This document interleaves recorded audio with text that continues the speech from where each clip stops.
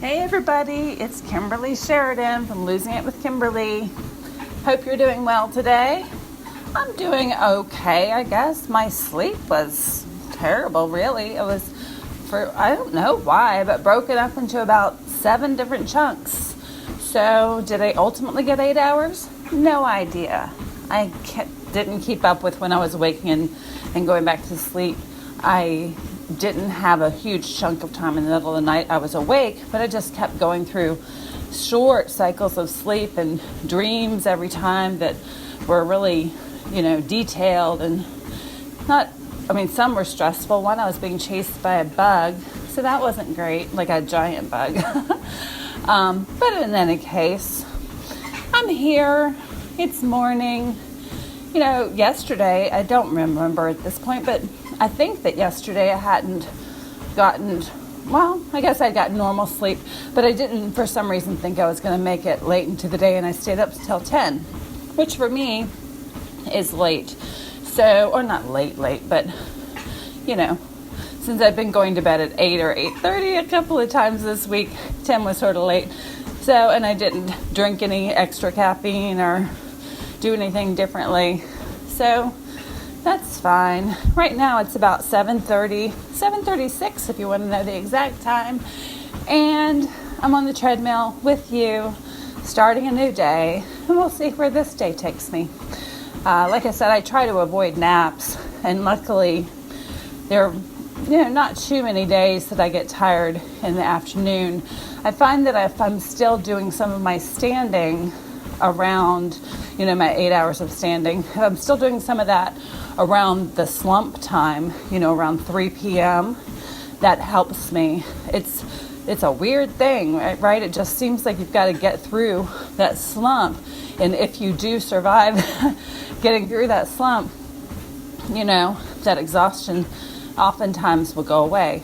Not exhaustion like if you have a health condition creating it, but just the normal slump that many people encounter in mid-afternoon. In any case, today's a lunge day. When I woke up this morning, I couldn't even remember. I was like, arms, legs. Wait, what did I do yesterday? I don't know. And on my check sheet, my daily ritual chart where I track everything, because I knew that my weight workout would be evolving over the month, I just put weights, daily. I didn't put any details. And so I can't look back at that and say, I did arms yesterday.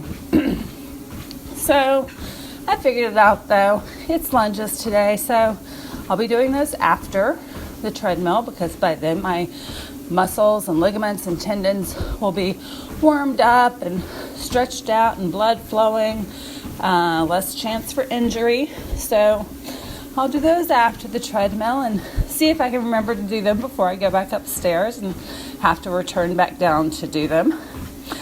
So, excuse me, besides that, nothing new today. I'm not going to add on anything. I'm going to keep chugging along with the changes that I've done thus far. They're not by any means solidified yet. It's sort of the more you add on, the more difficult it becomes to make sure that you do all of them. And so, I'm not having to back off of anything. Like I'm not having to back off and say, okay, instead of 8 hours of standing, now I'm only going to do 6 hours of standing. But I am having to make sure that as I add on new things, I'm able to keep up the things that were already working. Because I don't want to sabotage the things that were already working. There's nothing wrong with backing off. There's nothing wrong with if I add on something new, I say, I'm only going to do 6 hours of standing a day. You can do that. I think as I've reiterated probably almost every day with you, the idea is to make commitments to yourself and keep them 99.99% of the time. So if you want to back off to 6, do it. Just don't leave the 8 on your chart and then miss it every day and feel bad about yourself. It's just about making a commitment that you can stick to. So whatever commitment you're willing to stick to, no matter how small, let's say you weren't doing any standing at all during the day, start with 15 minutes if you want to. I don't care. I just want you to succeed and feel good about yourself and use that fuel of feeling good as the motivator that gets you to stick with it the next day, right? So you do you. This is your part of this program is doing this for you, not for me, for sure. And I'm happy that we're all doing it together. I think I do believe fully that motivation has to come from within, but I believe that inspiration can come from without, from other people, and that can fuel your inner motivation, right? So if, listening to me every day and knowing that there's hundreds of people out there doing this with you, on their own journey around the world, doing what the changes that they feel like they need to make in their own lives, and we're all doing it together, hopefully that's inspirational to you to fuel your own inner motivation. Because it's your inner motivation that will be with you day in and day out, not external things. External people, not, expectations of others or avoiding disappointment of others or pleasing social media or, comparison of people around you. It's your inner thing that says, this is what I want for me, and setting up goals that lead toward you getting that for you or moving toward that for you. Sometimes we might not be able to hit our goals. How do we know what we're capable of? Like me, I in the past, I knew what I was capable of, and I could set a goal and march straight toward it as far as my determination would take me, but I don't know what my body is currently capable of anymore. I'm 12 years down the road without having had regular exercise as part of my daily life or weekly life or monthly life for that matter. There's been months on end that nothing has been done because of life circumstances. So I have no idea now, 12 years later, what my body can do. And it's going to be, a long journey to get back to any level of fitness. So that's what I'm on now. I'm on the long journey, but I'm not really looking at it like that. I mean, there's hopefully a lot of years left of my life, and all I'm looking to do is each day make it better, right? Just better, improvement. And I'm not really going for an end game like I would have when I was younger. Lose weight for the summer, lose weight for a wedding, a reunion, get in shape so you look good in your bathing suit, whatever the case. I'm not going for that anymore. I'm just going for, hey, from this point forward, hopefully I never have such a devastating period of time that I have years on end where I have zero time to put towards self-care. So hopefully from this point forward, I can get better and better and better, as far as my health can take me, right? And that's what I want for you too. I mean, what this past 10 years, 12 years has done for me is shown me the inside of a lot of health institutions, a lot of hospitals and nursing facilities and assisted living centers. And I see, I see what the future holds, as people's health declines. And, I want to do everything that I can do in my power to improve my health and to extend my life and to optimize my quality of life, throughout the rest of the years that I have here. And I want the same for you because, things really do catch up with you. I was chatting with my son yesterday. He was like, I wonder how much I weigh. And I said, I don't know, let's go see. And so, as I've mentioned, he is a person that's skinny, and eats, he's not gluttonous, but he eats plenty of food at mealtime. He eats plenty of junk. And we went and weighed him. He's 6'2", and he weighs 135, and he would like to be able to weigh more than that. He would like to be able to weigh more than that. but his metabolism must be crazy high because he eats and he doesn't gain. I mean, I was chatting with him. I'm like, if you wanted to gain weight, you would have to be on a very strict regimen designed to shove calories into your body. I mean, he'd have to eat calorie-rich 3 meals a day, probably, supplemental shakes in between that were high calorie, maybe something after dinner as well. I mean, and he doesn't want to do that, and I don't blame him. I mean, it's funny when you're somebody who's thinking about cutting back on food, you're focused on how terrible that is. But I think it's equally terrible to have to force yourself to eat when you're not hungry, I know many of us have never had that circumstance. I think maybe once in a while in my life, if I'm coming out of a sickness, I don't know, somehow, some couple of circumstances in my life, I've had to make myself eat something when I did not feel like eating. And it's sort of a miserable, experience. And so there are people like him on the flip side that, that would like to gain weight and can't. I mean, actually, my mom currently, is one of those. Her lung condition that I described one day uses, let's talk about BMR, basal metabolic rate.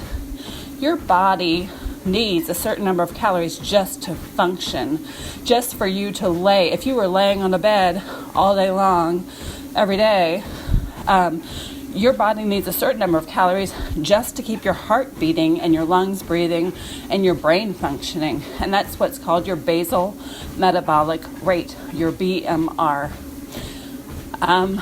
So in her case, she has a lung bacteria since 2008, and that is burning a lot of calories because her lungs are having to work so hard to breathe. Her oxygen rate is fine, but her lung condition creates mucus and phlegm in her lungs where you should have air. So her lungs are having to fight, right, to breathe in and out, in and out. So it burns a ton of calories. So she weighs 96 pounds and she has to eat 3 meals a day plus supplemental foods in between meals that are calorie rich, in between meals, just to maintain her frail 96 pounds. So our bodies, as I discussed yesterday, are a biological machine, right? And they need calories. I mean, calories aren't bad. Calories are fuel. We need fuel, right? And if there's something wrong with your body, as is hers, sometimes, it's going to demand more fuel in order to keep your brain and your lungs and your heart working, and for others of us, we're on the opposite end, right, where we're giving it more fuel than it needs, and it's saying stop, and then trying to figure out where to store all this extra energy or fuel or calories, and it's choosing our butt and our thighs and our stomach, right? So, so when I start to look at food, obviously I'm going to be on the exact opposite end than my mom and my son, as are many people here. But it's not, it's not a free ride, I guess is what I'm saying, to be on the other end of the spectrum. So we just have to, as I mentioned before, like they would say at school, keep your eyes on your own work, and not worry about what anybody else is doing. We each have these beautiful, unique bodies, and we need to figure out what our bodies need, both where we are in life, our circumstances, our age, our health conditions. We just need to figure out what our bodies need and leave everybody else's story to the side. They have their path, we have our path. And again, even with my son, yesterday with you, I was discussing willingness. I mean, even with my son, I said, well, this is what you would need to do to gain weight. He can work out and he can gain muscle mass to the extent that his body will respond to that. He can gain muscle mass, and that will give him some weight. But he still has no fat. So any cardio or any muscle burning that he does during a workout is going to be making him lose even more weight. So he would truly have to supplement meals. He'd have to have calorie-rich meals, and he'd have to supplement in between meals with calorie-rich snacks in order to gain weight. And so it would be an effort and a plan for him. And I said, do you want to do that? And he said, no, not really. I don't. He's concerned about his skinniness. He's not happy with it, but he's not willing to do what I was describing in order to gain weight. And I don't blame him. Good grief. I think if he's anything like my brother, who was skinny also, he'll fill out over time. My brother's a little older than me, and he's still quite slim and eats, he eats sort of, we were raised with meals, healthy meals. So he eats healthy meals. I don't think my brother eats a ton of snacks, but it's not like he eats like a bird. He eats plenty of food, and he's just slim, but he did fill out from being quote unquote skinny, right? And so over time, I'm sure my son will fill out a little bit, but he's on the same decision point that we are, right? He's deciding, he's weighing how dissatisfied am I with my current body, and how willing am I to do the changes that would take in order to change my body. And he's not at the willingness point, which is perfectly fine, right? There's nothing wrong with where he's at. There's nothing wrong with where he's at. He's just, his body is the biological system it is, and he's just got to make a decision. And luckily, he's not sitting in limbo at that decision point.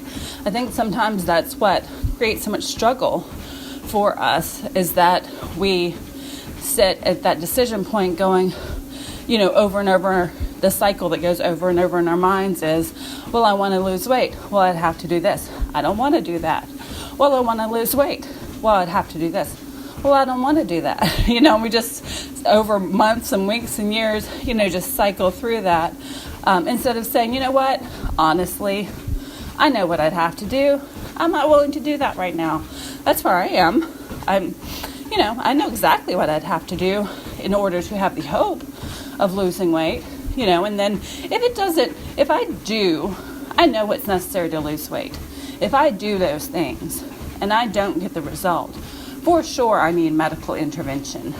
Something's wrong with my metabolism, or the way my body's working, leading toward my body holding on to weight, which might be unrelated to metabolism. It might be a different condition that's creating that as a side effect.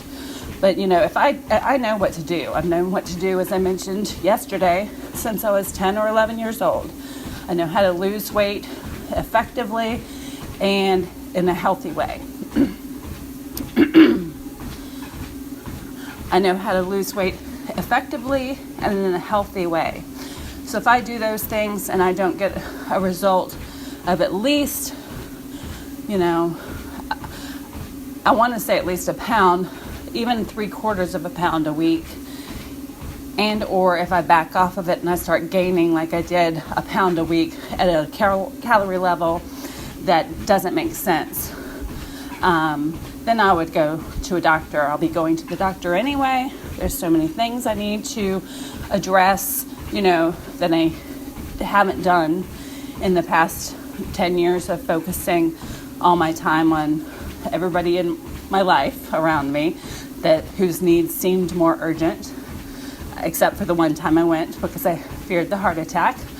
So a doctor or a group of doctors will be in my future this year. But on the weight front, I know what to do. We'll see what happens. We'll see what results I get. And that's going to be very telling for me, about whether my body is working properly or not in terms of metabolism, and that will give us some information to go by in addition to the blood work and other tests that I get done. So let's see. Something else I wanted to tell you is, this might not make sense to a lot of people, but for some reason, many of us, when you hit around 50 or something, you start thinking about, your retirement years. What would I do? What do I want my retirement years to look like? And for me, I've always loved working. So I don't envision a day when I just stop working, altogether and have all leisure time, because I like to think and I like to create things and I like to interact with people, and I just don't envision a life of like 100% leisure. Even when I was younger, that's just not my thing. People are like, selling things online saying you can have this lifestyle, and they're showing themselves on a boat, on a yacht, hang out at the beach, I don't know, doing things that just are full-time leisure, and that's just not appealing to me. I love to be surrounded by people that I love to have the removal of financial stresses or, constant responsibilities throughout the week. But I never imagined just, chilling and doing nothing. And so, when you go out shopping these days, you'll see older people working, and some of them have to work, based on their circumstances, but some of them are choosing to. Like if you chat somebody up, especially like I've had a couple chats with people at Home Depot, a home improvement store. So, they're there because they want to get out of the house. They just want to have something to stay engaged with the world, to stay engaged with people, to keep their mind engaged, which is very good for the continuation of your cognitive functions. And so I've thought one day, somewhat recently, a few months ago, I thought, hey, I wonder if being a personal trainer would be something that I'd want to do as my quote-unquote retirement job. The something that I'm getting paid because it's a job, but I'm not doing it for the money, doing it just to get out of the house. So I thought, well, I could get a job at, a gym, so I'm not going from client house to client house, and I'm not having to procure my own clients, so it's not a business. I'm working for someone, so I could do that, and I'll, end up staying in good shape for myself, and then having, interaction with people and helping people, stay healthy as long as they can. However, I thought about that more, and I thought there were so many reasons that I didn't want personal training to be my primary career in the past. And most of those reasons still hold true. Some of them in retirement years wouldn't matter, but most of them still hold true. And then I remembered, also, it's not like you're working out with your client or with every client. If you work out, you've got to fit your workout in between clients or at the beginning of the day or the end of the day. For me, because I'm a person who, when I really work out hard, I sweat.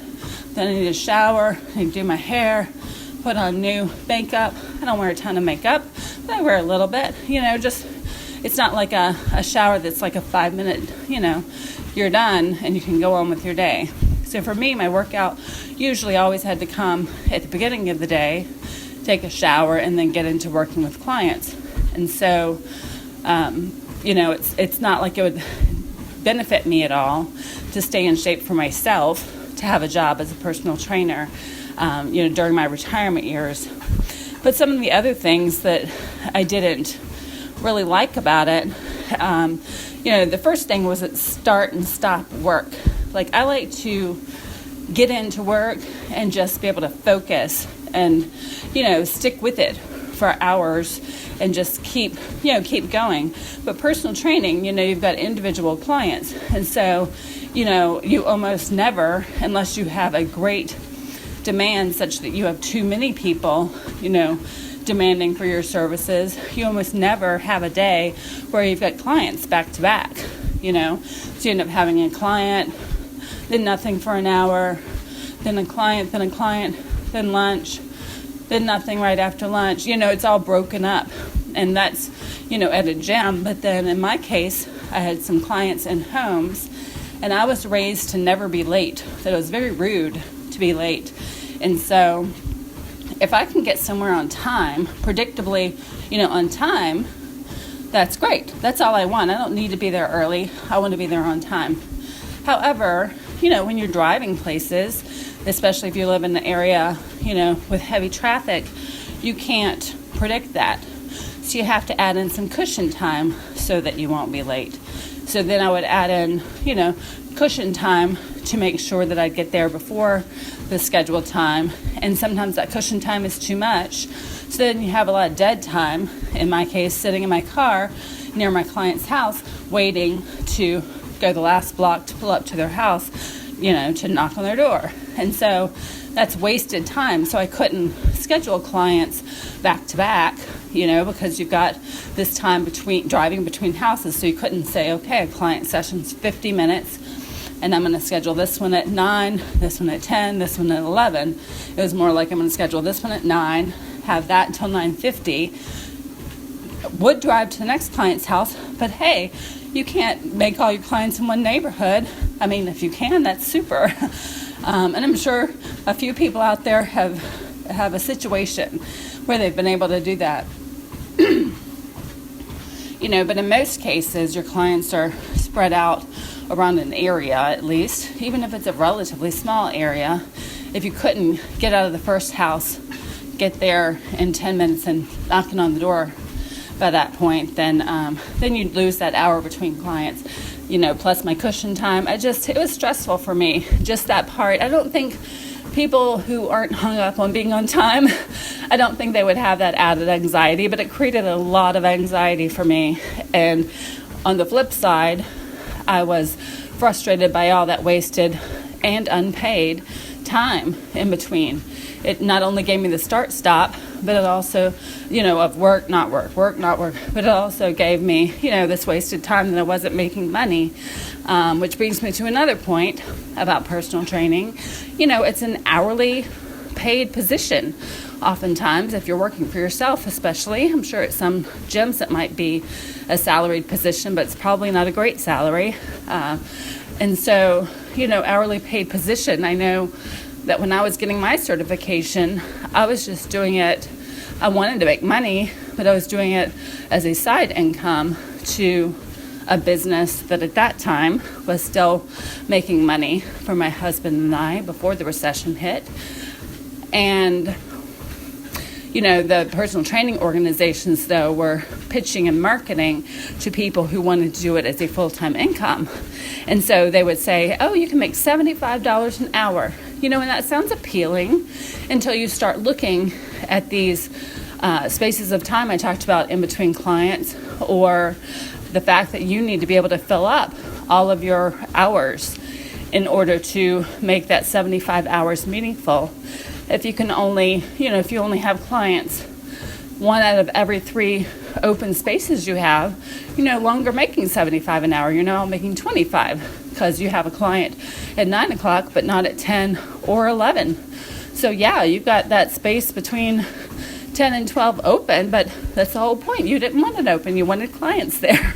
You would be making money. So now, if you're not making money those 2 hours, your work day, is from that 9 to 12 point at least is $75, which ends up being $25 an hour, and that's before expenses, before taxes, etc. So, I think that it's not that the money would be any better for me in retirement, and the goal, at that point wouldn't be for the money anyway, but you want your time spent to be worth something to you. And I think between the stop-start aspect of it and not having a full client roster unless you're marketing to fill it, or if you work at a gym, and it's a job for you, not your own business, they have to be developing enough clients to fill your roster.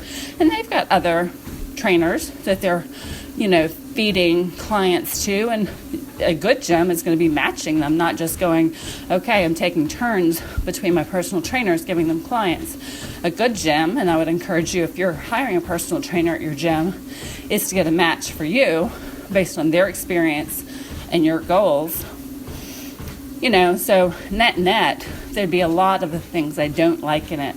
If it was my own business, there'd be going from client house and having anxiety about being late and therefore putting in cushion and having time just sitting in my car, which some people would like, but for me it's just wasted life, And then if I was at a gym, it would be, not necessarily having a full client roster, still having to fit my own workout in the morning. And as I've discovered recently, it's harder to get up in the morning now, and I'm only 51. It's harder than it was in my 20s. And I think in my 30s I had kids, so that sort of does it for you right there, even if you don't want to get up. And it's harder now, so I'm sure it will be harder when I'm 65 or 70. So there's a lot of reasons I wouldn't want to do that. So let's see, oh yes, an important one. I knew I was forgetting one because I knew I had a handful I wanted to cover. But the other thing is the way I view fitness. I'm not a personal trainer that's like, rah, rah, rah, you're great, let's go. Like, I'm not a cheerleader kind of personal trainer. And I'm not a drill sergeant, give me 5 more, go, work harder. That's just not me.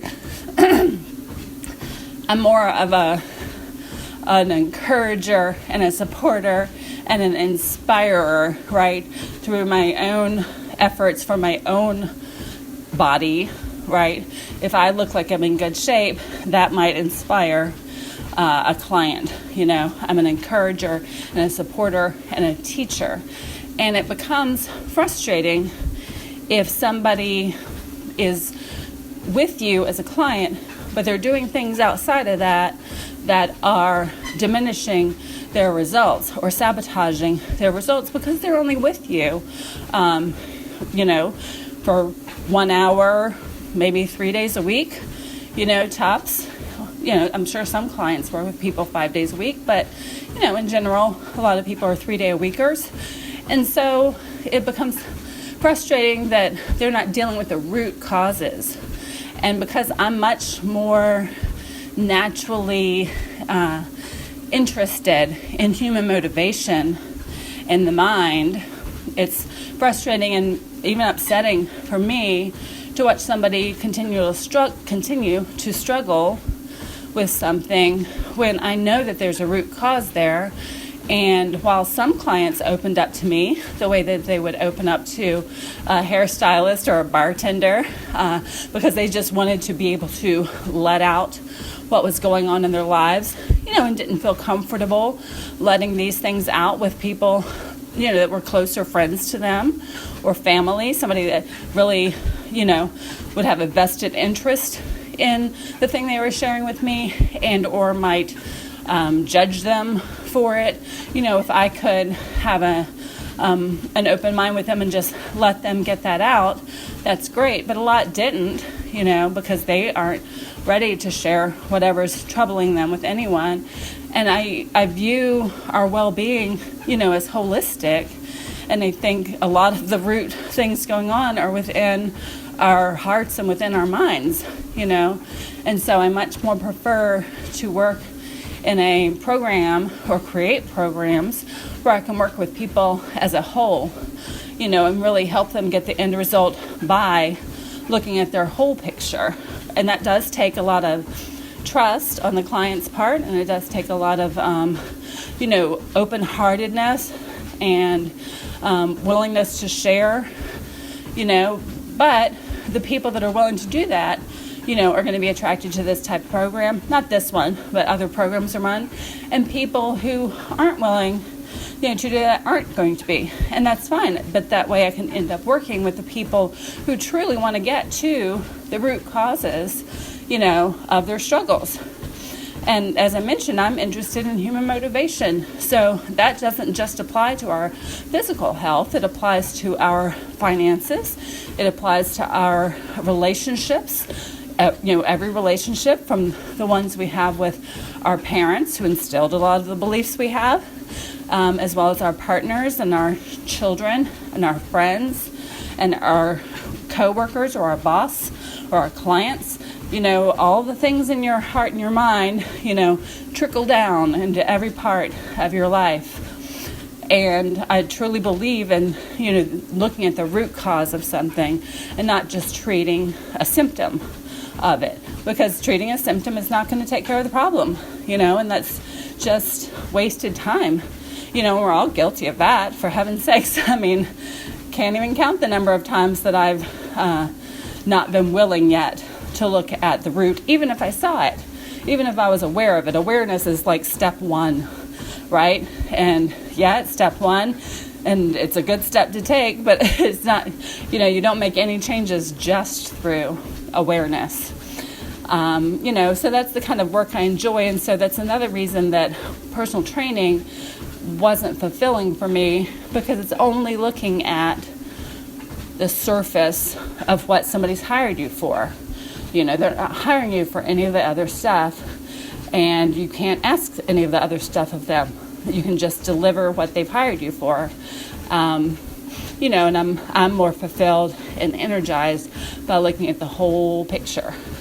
So ultimately, all that led to realizing that, honestly, what I would probably have as a retirement job, if I ever did work for someone else and decided it was too much for me to keep up with the parts of running a business, is working in a bookstore, because I just love books. I would love to, live in a bookstore, it sounds ridiculous to some people that don't love books, but I would love to have a bed in the back, not in a back warehouse, but like in a back section, have a little bedroom set up, wake up, have a lovely gourmet kitchen, cook food, read books, have an outdoor garden that's beautiful and a beautiful setting, and always shaded, and beautiful flowering plants and flowering bushes, none of which take a lot of maintenance, are all perennials, so I don't have to do a lot of gardening work. I'd hire somebody to do the weeding, so I wouldn't have to do that. And, I would love that. That would be a lovely, low pressure kind of lifestyle for me. Obviously, I'm not going to live in a bookstore. I don't want to run a bookstore. I can't imagine trying to do that these days with what kinds of pressures they're experiencing financially. But I love books, and I love learning, and, luckily that keeps your brain fresh, right, if you keep challenging it. So I envision more of a lifestyle like that if I got a job, in retirement. All to say, long way to go about saying that despite all that, I do plan to get my personal training certification this year, probably this year, if I can prioritize the study for the exam in. The last certification I had was the only 2-year period I had it, which I believe was 2007 to 2009, which is when, everything crashed for me in 2008. So once it expired in 2009, I didn't keep it up. And at the time, I had an edition of the study guide for American Council on Exercise, where I got my certification, and it was the second edition. At this point, they're in the 5th edition, and they don't even put out a new edition every year, obviously. There's several years in between. Once they feel like they have enough information that's new and updated, they'll create a new edition. And so I ordered the book several months ago, really. And I haven't read a lot, but just, glancing through it, it's way better than the second edition. It's way more difficult and detailed. And the pages I just randomly flipped to seemed far more medical, far more, less surface, So I think I can't even say that I'll have time to do that this year, but I do aspire to get my certification just for educational reasons, and once I do that, it'll be easy to keep it up by retaking the test or whatever the requirements are every couple of years. That part will be easy. It's just the time on the front end, to be able to study enough to be able to take the certification exam, and if I had done it way back when, it would have been $200. At this point, since I'm pretty much starting from scratch, I think it might even be $600. However, to me, it's worth it to sort of have the check mark in my own mind that I don't just have knowledge from my history or from reading articles online, but I have knowledge that is from an organization dedicated to the study of physical fitness. And so that's one of the things I plan to do. Again, have no idea when that will be.